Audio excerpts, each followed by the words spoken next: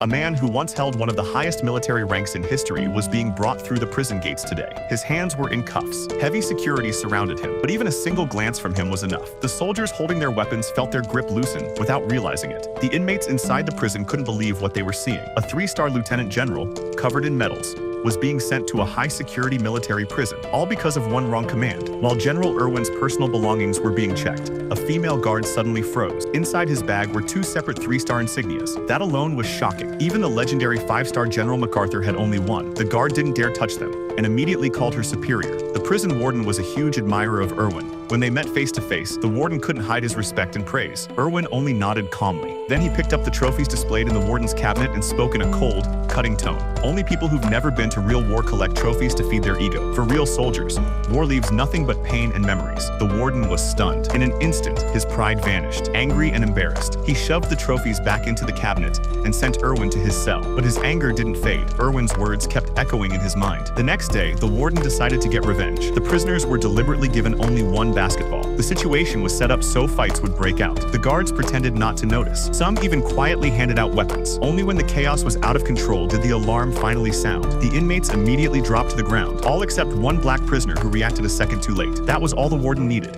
He ordered an attack. The prisoner was dragged brutally across the yard, right in front of Irwin. The warden wore a proud smile, convinced he had crushed Irwin's dignity. But that same prisoner showed up again at dinner. Irwin's former soldiers explained that most of the prison used rubber bullets. Yes, people sometimes died, but the warden always found a way to blame the dead inmate. Irwin didn't realize yet that the warden never planned to let him go. One day in the yard, a prisoner suddenly saluted Irwin. Irwin calmly returned the salute. The warden saw everything. He had strictly forbidden prisoners from saluting each other. As punishment, that inmate was forced to stand in heavy rain all night. He stayed there until morning roll call. When he tried to return to his cell, the guard stopped him. The order was clear: stand there until night again. Irwin couldn't take it anymore. He stepped forward and supported the exhausted prisoner. Instantly, guards rushed in. Irwin was thrown to the ground and beaten brutally. The alarm screamed as the warden stormed over with his men. He leaned in and warned Irwin, "Don't try to change the rules here. You're not a general anymore. You're just a prisoner." Irwin didn't argue. Instead, he calmly recited the prison rulebook out loud.